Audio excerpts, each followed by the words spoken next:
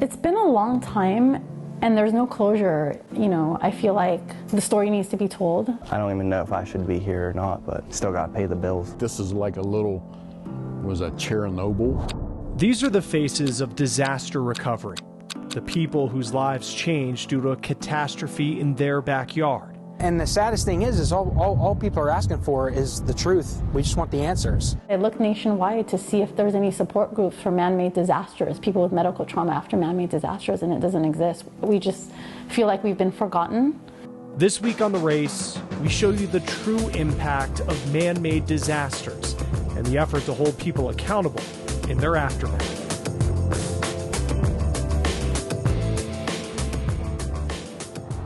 We're in Colorado, and this week we're looking at man-made disasters. It is something the people of this state are familiar with. In 2015, some river water turned bright yellow in what was known as the Gold King mine spill.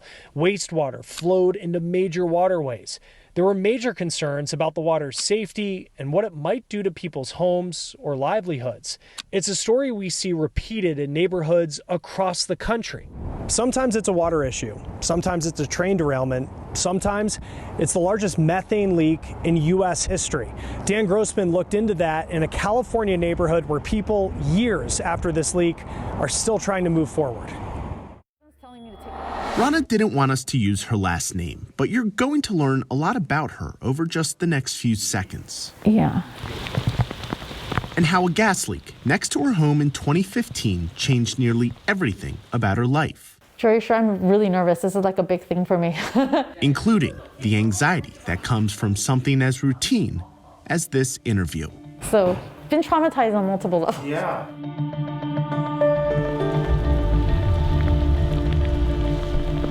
I've developed significant complex PTSD and trauma. I can't even open a window when I hear gas blowers. I'm like, hold your breath, benzene. 8 years ago, the largest gas leak in U.S. history happened in Rana's backyard when more than 100,000 tons of methane and other natural gases escaped from the Aliso Canyon storage facility outside of L.A.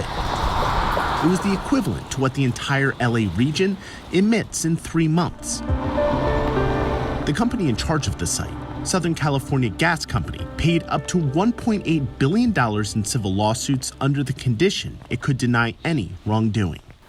It's painful. Life happens, you can't live in a bubble. But to know it didn't have to happen and it was done to you and you know who did it, that's a whole nother beast. An analysis of studies published in 2016 by the National Library of Medicine found man-made disasters were associated with significantly higher odds of PTSD than natural disasters. The studies it looked at found survivors of man-made disasters like the Aliso Canyon gas leak or the East Palestine train derailment experienced PTSD in 25 to 75% of cases.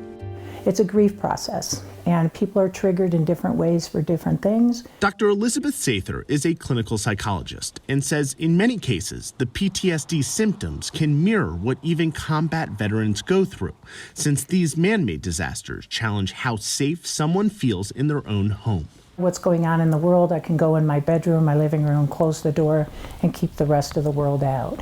But if it impacts your personal environment, then it starts to feel as if the world is unsafe everywhere. There's nowhere to go to hide from it, and that can make the mental health symptoms much more intense. A poll by NPR in 2021 found 34% of Americans would rather start somewhere new after a disaster than rebuild. It's the decision Rana and her husband made when they moved their 2 kids an hour and a half away from their old home, only a week after the gas leak. It's no way to live, right? I see power lines, I freak out. My mind forevermore has been changed. I'm not even who I used to be, and you know, my kids suffer for it. New beginnings bring renewed hope. But for those that live here, some traumas are too deep to simply wash away.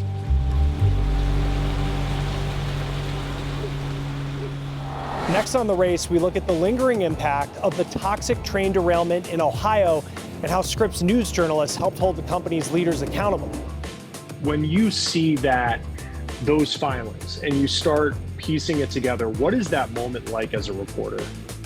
Oh, I've been an investigative reporter for 25 years now, and I can tell you that my mouth dropped